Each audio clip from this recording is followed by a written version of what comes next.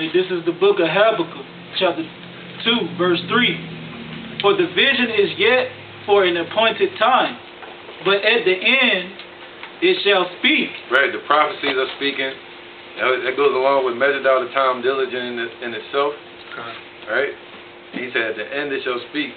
All right, go ahead. And not lie. Yep, it's for an appointed time, man. See, the Lord got it set in his mind, the Most High. No man knoweth the hour, but he himself. You got that? But I got one. Yep, right. yep. Oh, go ahead. This is 2nd Ezra chapter 8, verse 62. These things have I not showed unto all men, but unto thee and a few like thee. Then answered I and said, Behold, O Lord, now hast thou showed me the multitude of the wonders which thou wilt begin to do in the last times, but at what time thou hast not showed me. Right. So, can you read 2nd Ezra chapter 9 again? Come on. All right. This you said what? The wonders, right? Come on. All right, go ahead. All right. This is 2nd Ezra chapter 9, verse 1. He answered me then and said, Measure thou the time diligently in itself. And when thou seest part of the signs past, which I have told thee before, then shalt thou understand that it is the very same time wherein the highest will begin to visit the world which he made. Right, go ahead. Therefore, when there shall be seen earthquakes and uproars of the people in the world, then shalt thou well understand that the Most High spake of these things from the days that were before thee, even from the beginning.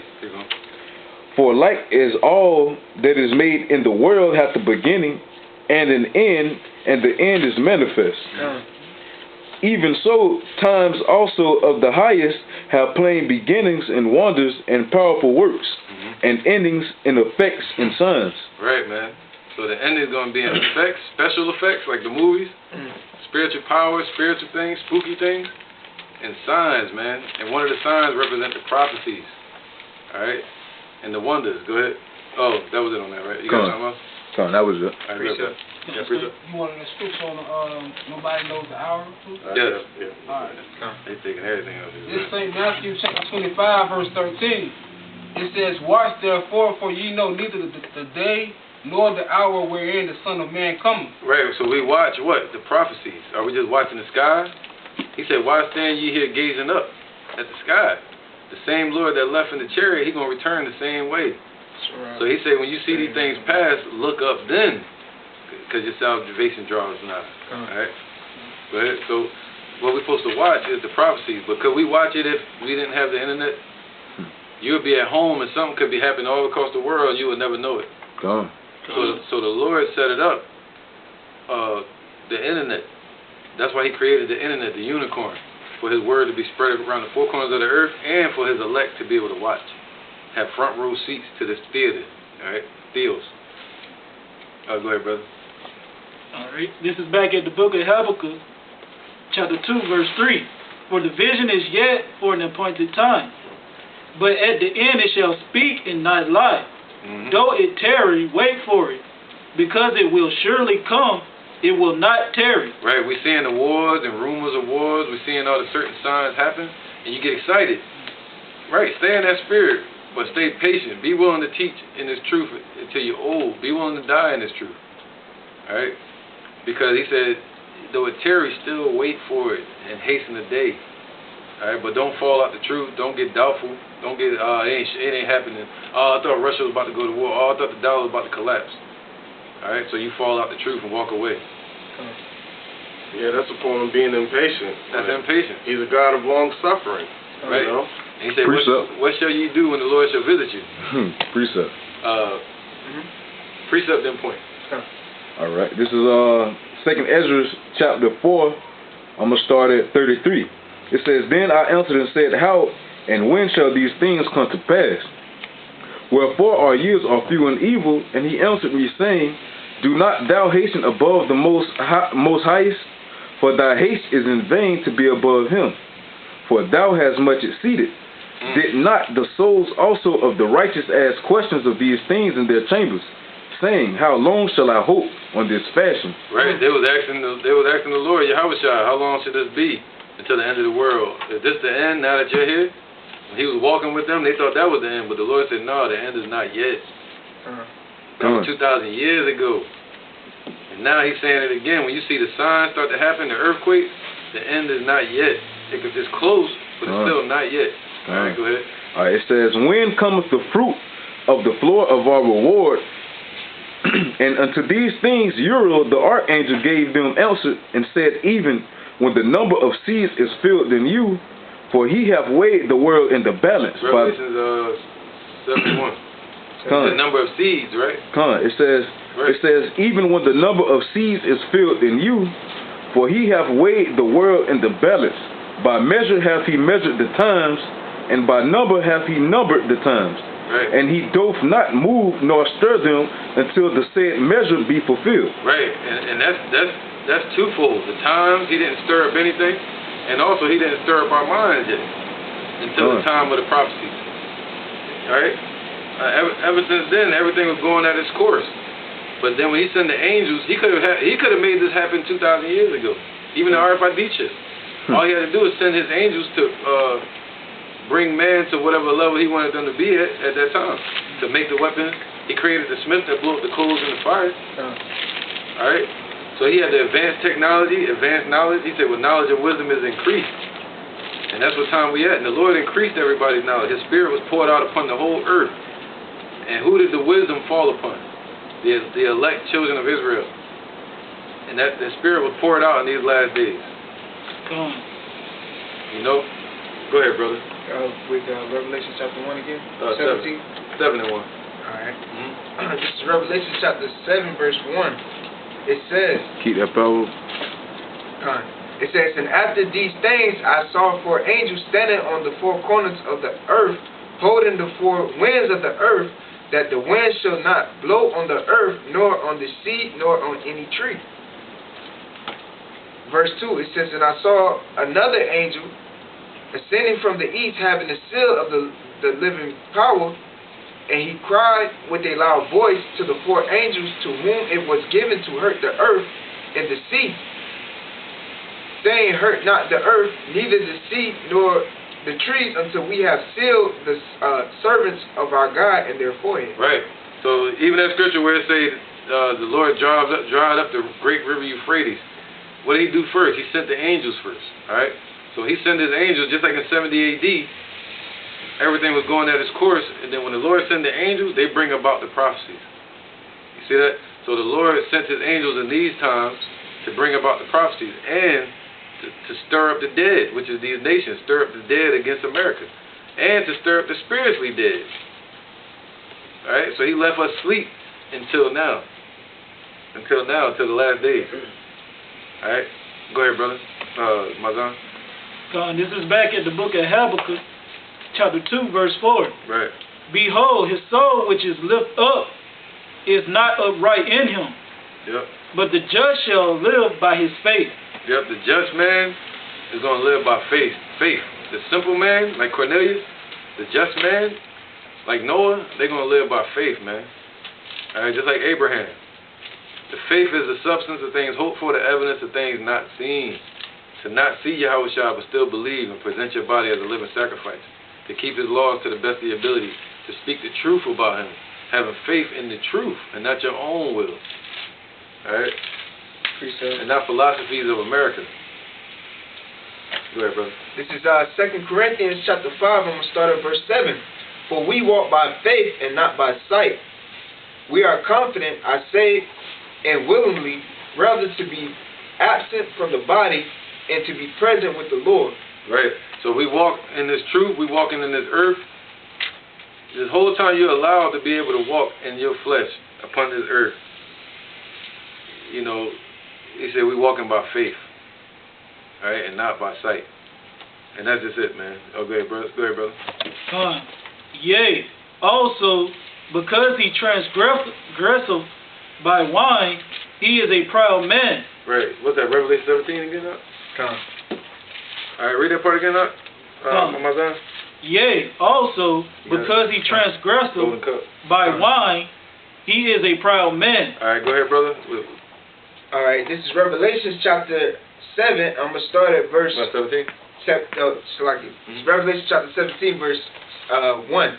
It says, and there came one of the 7 angels, which had the 7 vials. And there go the 7 vials, meaning he sent the angels to get the prophecies going. All right, go ahead. And talked with me, saying unto me, Come hither, I will show unto thee the judgment of the great whore that sit upon many waters. With the cup. It says, skip down, right here, verse 4. And the woman was arrayed in purple and scarlet color, and decked with gold and precious stones and pearls, having a golden cup in her hand, full of abomination and filthiness of her fornication. Right. There you go, man. Go ahead. Read that again, brother. Time. They're talking about America, man. Okay? Alright, this is back at the book of Habakkuk, chapter 2, verse 5. Yea, also, because he transgresseth by wine, he is a proud man. Right, that's that wine that was in that cup. The philosophies and lies of America, man. Okay? They got rich off the backs of these nations, off the back of the Israelites. Especially with their dollar, their other witchcraft. Alright? Which is still making all the other nations poor, killing their economy. As long as the dollar exists. Go ahead, brother. I got a quick interjection. Yeah, definitely. Alright, this is the book of Proverbs, chapter 5, verse 3. For the lips of the strange woman drop as in honeycomb. In her lip, in her mouth, is smoother than oil. Right. So the scriptures say, and the oil can mean wine as well. Now, you have, you got more on it? Yeah, just one more verse. All right, go ahead. But her end is bitter as wormwood. So her end talking about who? Esau. All right, her end is bitter as wormwood. And the philosophies, their lies. Okay? Just like it say in the scriptures, man. Remember the daughters of Edom. Right. That's right, brother. And in the Revelation it said the 144,000 that get saved, they were not defiled with women. And this is that woman that is talking about right here, the false doctrine. The lies, saying the Lord is a white man, saying Nato, the beast, is a philosophy, saying the mark of the beast is a philosophy, saying America is revised,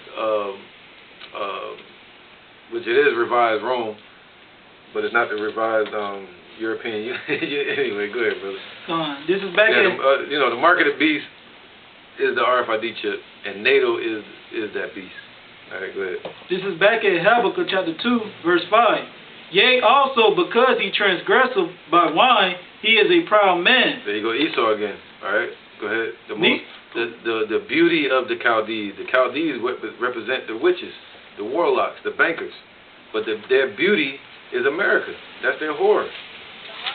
All right? That they drape with all these goodies. Go ahead, brother. Neither keepeth... And how did she get draped with all the goodies? That dollar. They would buy everything with the dollar. All these nations forced to get the dollar, right, to be able to trade. So when they trade into the dollar, they would give up their real assets for fake assets, for fake currency. They give up gold, silver, oil, whatever type of commodities or assets, and they get that dollar so they can buy and trade with it. But now, over time, the dollar's inflated so much that they're losing value of their own assets now. They're losing, they got some more dollars and less assets. How about that? All right? So where the assets go? To America. It made her rich. That's why everybody's eating and chilling in America. They call it the what? The Golden City. The American Dream. Living delicious. That's why you have the caravan trying to get over here to live the what? American Dream. All right? So go ahead. Neither keepeth at home. Neither keepeth at home. You had the warlock that just died. George Bush. Yeah. 94. Right, 94, number 94. Right? 91, he went into Kuwait. All right? Now, the scriptures say he pushed far off the Northern Army. That's when they were pushing their demonocracy. You know? Go ahead, brother. Who enlargeth his desire as hell. Right, so wherever the Esau desires, if he sees your house and he desires it, he's going to bring hell upon you. If he see your land, like they just found some new tribe that was shooting arrows at people. Wait, they're going to bring hell upon them people now. Now that they found it, need some freedom. yeah. Anywhere they want to reside at, they're gonna turn that shit into hell. Just to push his agenda. Just to push his desire, his agenda. Son of perdition. The son of perdition, man. Yep. Con. All right, go ahead, brother. And is as death. And is as death. They as death, meaning sin, natural. He said what? He was a liar from the beginning, pushing their philosophy. It's in them. It's in Esau, the devil, right? And also he's as death, man, destruction. You know? True black plague. Seeing them is seeing the Grim Reaper walking around on this earth. They look dead, too. They look dead, man. Spiritually dead, all right? Go ahead. And cannot be satisfied. Right, they're not satisfied because the scriptures say that they're blessing to gain the fatness of the earth. So that's what they want, more and more riches, more and more death. Con. What's the precept when they say if a man gathered grapes, he would leave one? You know Right. Yep. Con. And Esau's not like that. That was our old welfare system too. Con. Since you brought that up, the welfare system came from Israelites. All right, to pick up a bushel of grapes and leave one on the ground for somebody else. That's for the less fortunate. Con. Welfare system. Con. So, yeah. So go ahead. But gather unto himself all nations. Right, man. America has gathered all nations. Since what? You said something earlier about that scripture. But then you had what? Slavery. And then you had Nato. And then you also had them pushing their demonocracy all over the four corners of the earth. And that's how they did it. Through their philosophies, everybody wanted to come through America because this was the new world. That's what they called it, the new world. It was a better place. You had the gold rush, which also started the Trail of Tears with the Native Americans when they found gold, I forgot, in Georgia. They found gold in Georgia, right? So on them hills. Yep, and started pushing them and pushing them out of their land and taking over all their own land. So then, when the settlers got here, everybody else wanted to come over to America and invade on the Gad and Reuben's land. Yeah, and that's so true. Because Esau was the first ones in that spirit. To, what'd you say? They were promised a better living to come over here to this land, the new world. All right, they were promised anybody that, if a white man was poor over there in Spain or England or anywhere, Rome, they could have a chance at a new life by going to enslave the Israelites. And that goes all the way back to the freedmen, to the Spartacus and all of them, man. All right? So Esau started that spirit of that dream, creating a dream. You build it, they will come. Who's the they? These other nations. They're going to keep all the nations. Everybody going to want to come here. All right? Go ahead. And heapeth unto him all people. Shall not these take up a parable against him? Who else heaped it to them all people? Babylon. All right? Babylon was in that spirit. Go on. So that's America. Go ahead. And a taunting proverb against him, and say, woe to him that increaseth that which is not his. Yeah. How long? And to him that laid up himself with thick clay. Right, that's that miry clay and the thick clay. That word clay represents debt. You know, it literally says that if you look up the word clay, it says debt. So America is laden with thick debt, man. Trillions of dollars of debt. And even beyond that, the interest on top of that, they have to pay too. All right, and anybody that's tied as a citizen to this place. This is the book of Sirach, chapter 10, verse 8. Because of unrighteous dealing, iniquity and riches got by deceit, the kingdom is translated from one people to another. God. Wow, you can speak on that. And that's how America was established, by, you know, basically dealing unrighteously. All right, making all these so-called peace treaties with the Gad and Reuben, and stole the land and got the substance, the crops, and so on and so on, man. That's what they do at every other place that they go to, man, because Esau is the son of perdition, man. Yeah. All right, he is a savage. He is the real definition of being called a savage. Yeah, that's a philosophy. That's the one. Can you read that one more time, too? Come. Point, right? You're coming after you read It it. says, Sirach chapter 10, verse 8, it says, because of unrighteous dealing, iniquity and riches got by deceit, the kingdom is translated from one people to another. That's the wine, the deceit. That's the philosophy, the deceit, the golden cup. All right?